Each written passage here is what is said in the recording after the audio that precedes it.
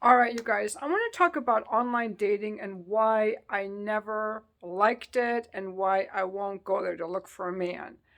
I like a man who has social skills. And in my opinion, and please forgive me, this may not apply to everyone, the majority of men on dating sites are men who lack social skills and confidence to approach a woman in real life.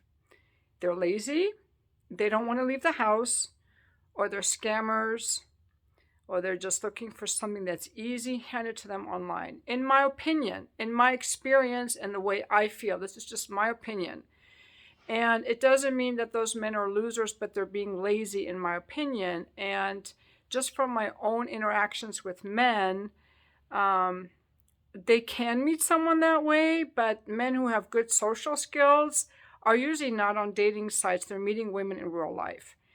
For me as a woman, I don't like to be on dating sites. I like a man who has the confidence and social skills to be out in public, to put himself in public places, and to approach me in public.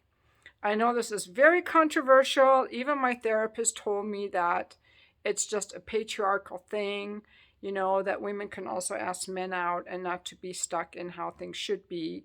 But I really think that a man with the higher libido and the wanting to fuck a woman should take that energy that he has for wanting to fuck a woman and use that courage and that energy to approach a woman. And if he doesn't, I'm frankly not interested. This is just how I feel. Now, it could be a flaw on my part. I admit it could be a flaw. It could be something. But I'm making a video about how I feel. And I would like to hear, if any of this resonates with you. Um, and let me talk a little bit more about this. So, my experience of having been online, and I've been online over the years, here and there, but not in a long time, is that men will just send messages of hey, hi, and it doesn't draw me in because they're just casting a wide net. As a woman, I'm not going to be interested in a man casting a wide net. I want to know that you're interested in me and that you have the courage to approach me and that you tell me something you like about me. Else, I just get annoyed.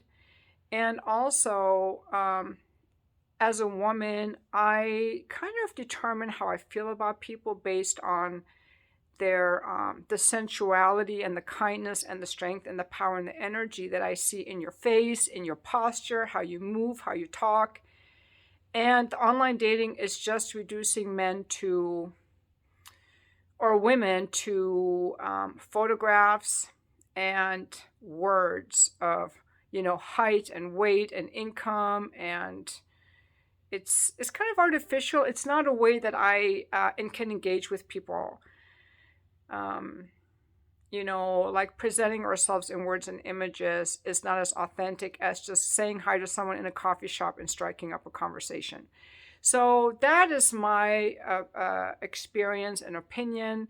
But, so many men, and I'm going to say this is not a man for me, is taken in by the popular woke ideology of, men are toxic for asking women out. We can't ask women out. Well, I'm not a follower or a fraidy cat, and I need a man who has courage. So what I would look for in a man is someone who is courageous and interesting and goes after what he wants, whether it's a woman or a career or a goal. And when he sees something he wants, he goes after it because he's got the energy and the confidence. And I want him to direct that energy at me. That's what I want. And I think that's what most women want. I think that's what most women want. And it's a shame that so many men are muzzled.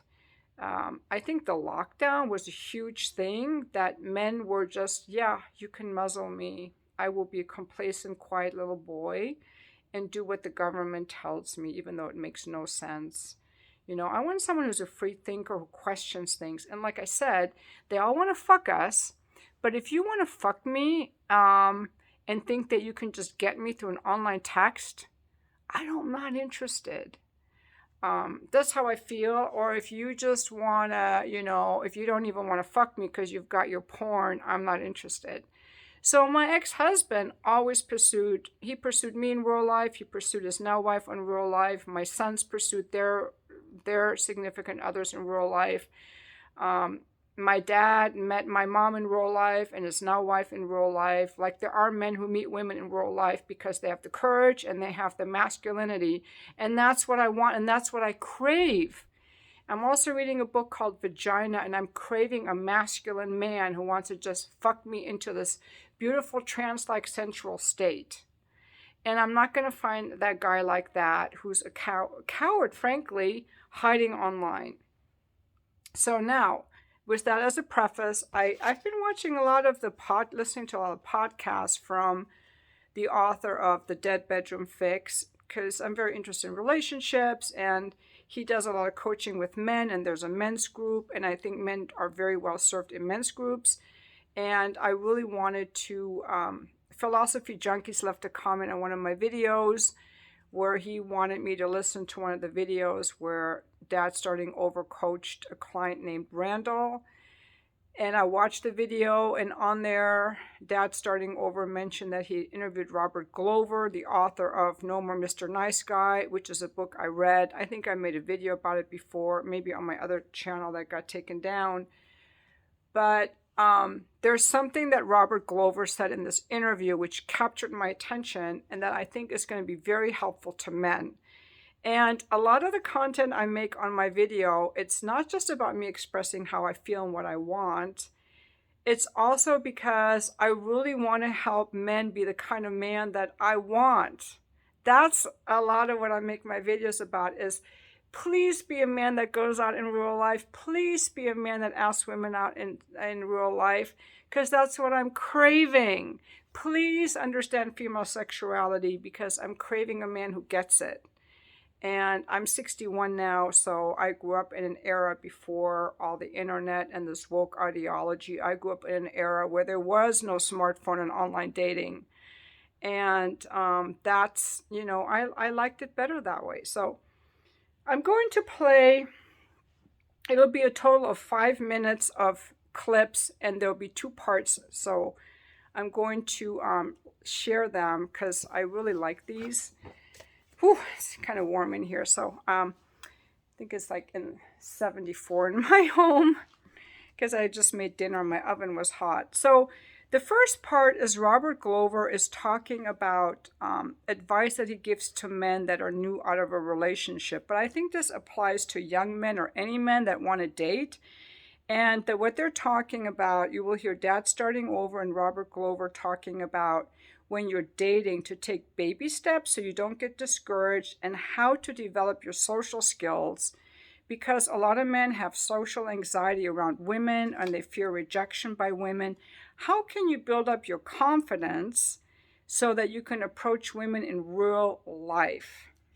Okay, so that's going to be the first clip that we listen to. It's about a 2.5 minute clip. And here we go. You talk about taking baby steps, basically, not jumping into the deep end of the pool right off the bat. And it's something I always tell guys as well. There was a guy recently on my Facebook page who talks about he has a lot of social anxiety. He had a marriage that ended with the wife cheating, and his solution was just to jump right into the deep end of the pool, and he went to a singles mixer. It was put on solely for the purpose of getting people to meet each other to eventually date, kind of like a speed dating all in one mixer. Sure. And he went in and just stared at his feet the whole time and was nervous as hell. And this isn't for me, and left, and he's done. He goes, I just don't think this whole dating thing is for me. The end. And I said, well, and you talk about you have to do the little baby steps at first of these little approaching random people where there's no implied reciprocation here. You're not going up to a woman to a date. You're just going up to a random stranger and saying, I like your shoes. Yeah, I call it testing for interest. And one of the things, that I say in all my dating material, I'm really not teaching men to date. I'm actually helping men raise their social and emotional intelligence. And in the aspect of raising their social and emotional intelligence, they become much more attractive. And then dating actually gets easy because then you're choosing from lots of women that are showing you signals of interest, and you're walking through open doors rather than pounding on closed doors or avoiding the doors altogether because you have so much anxiety. So yeah, that testing for interest really does involve, and I say it in all of my Dating Essentials for Men podcasts, get out of the house, expand your route, linger in public, talk to the people you meet, test for interest, and walk through the open doors. And it's not any more complicated than that. And I'm sure you've seen this. A lot of guys, when they get out there dating after having not done it for a long time, they make it really complicated. It's like, well, I got to go to a pickup boot camp, or I got to go, to a hot club and approach the hottest women in the club and try to get their numbers. And that's way too difficult. That's shit that even the pros have to really work at.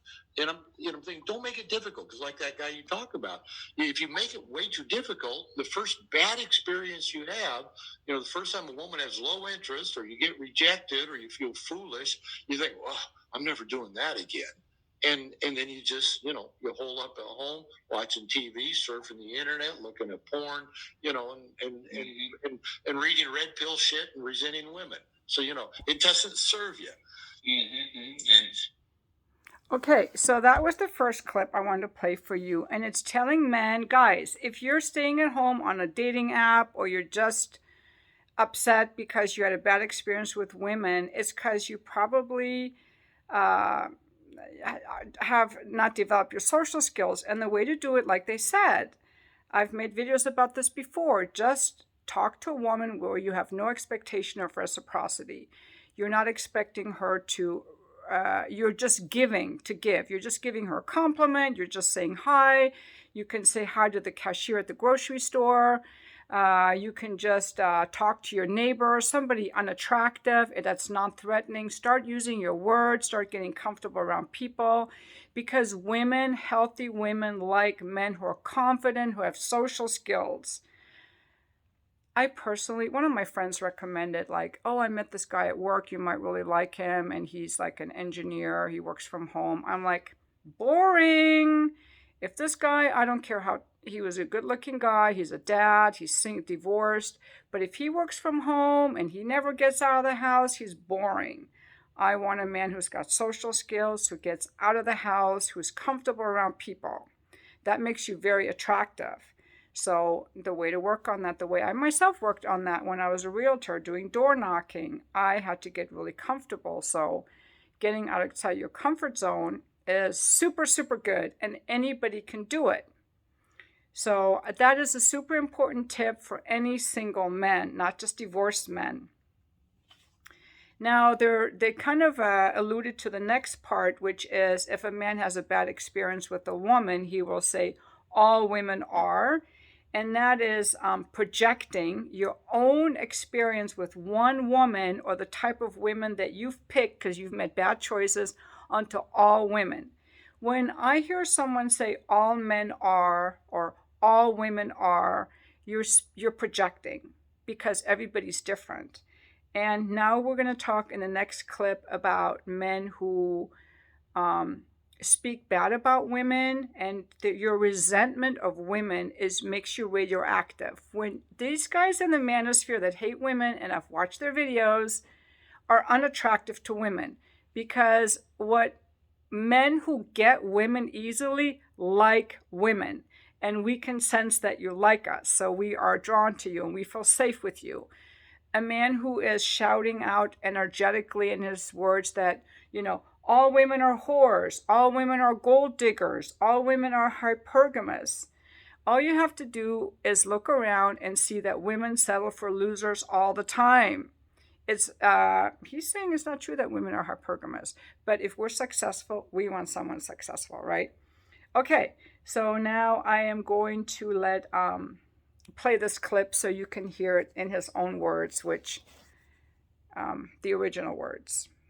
So let's continue. You do touch on the next book about resisting the whole notion of toxic paintbrush. I see that a lot with my readers, where it's, well, obviously all women are whores, and they, as if they're saying the sky is blue. Moving on to the next. It's like, well, no. Yeah, we all know this to be true, and even like I post in my weekly Dating Essentials for Men newsletter. I've got it's a Q&A, so guys can ask me questions. And one guy asked me about hypergamy. He says, I read this a lot online. All women are hypergamous. And I said, that's just a fancy term that internet writers have applied to women to justify their resentment, that all women are looking to trade up. And, and the basic premise of my blog was, look around. Women settle for losers all the time. And I say that most women don't have the intelligence, the good looks, and the Machiavellian cunning to be constantly trading up. Most just, that's not how they're wired. Maybe there's a few gold diggers out there, but anytime we say all women are whores, all women are gold diggers, all women just want blah, blah, blah, that's just projecting our experience with a woman or two out onto all women. And the truth is, really what's going on, as you said, a lot of times these guys, and probably most of us can relate to this. Most of us just have some social anxiety. We never really learned how to interact with women well. When we do it, we either do it clumsily, anxiously, or not at all. And then when we don't have dating success, we blame the women. And that doesn't serve us. And I promise you, if you're walking around trying to date, feeling resentful and bitter towards women, you're going to radiate that shit, and women are going to pick it up, and you're going to be radioactive. They're not going to want anything to do with you. Well, absolutely. Or the people that you do attract are going to be extremely toxic in nature. And there you go. That's the other side of it. And I think that a big genesis of a lot of... Okay, so I think that captured the clip really well. And I love that these men who are very empowered, who've done a lot of work on themselves, and they both lead men's groups and teach men, are kind of warning you about some of the ruts that men can get into when they take one bad experience with a woman and project it onto all women, or they start having resentment towards women, or they check out and go on porn, or they don't have social skills. So I think one thing that is really good for men, especially men who grew up in homes without a father, they're the ones that usually are suffering with the social anxiety around women and projecting hatred onto women, is to join a men's group. To join a men's group like a safe, like not a cultish or negative or toxic men's group, but like a healthy men's group. So you might want to check out some men's group, maybe check out Dad Starting Over, check out Robert Glover, or other ones maybe your churches have, or your community has, or 12-step meetings have, a place that's safe and that's positive, that teaches you how to be a better man, and not blame, all of the world for your problems. I like these tips a lot. I like these tips very much, because when I hear men like this talk, I want to see more men like this, and we need more men like this. We women are craving masculine men who are confident, who have social skills, who like women, and who want to be in monogamous relationships, authentic, growth-oriented relationships. So I hope you've liked this video. I really look forward to your comments. Again, I had years of a YouTube channel where I didn't give a shit about anyone's comments, and part of my personal growth is to not just to talk and expect people to listen to me, but to not only read your comments, but also respond and engage with your comments. So that's why I'm doing that right now. I may not always do that, but if you see me like, why does this YouTube content creator, Sharzad Morgan, reply to all the comments? Because right now in my life, or in my personal growth path, I think, well, you're listening to me, I'm going to listen to you, and I'm going to let you know that I heard you and that I value your comment, because you don't have to leave a comment. A lot of the comments I get are really good. They give me more ideas, for videos. So that's it, and thank you so much for watching my video.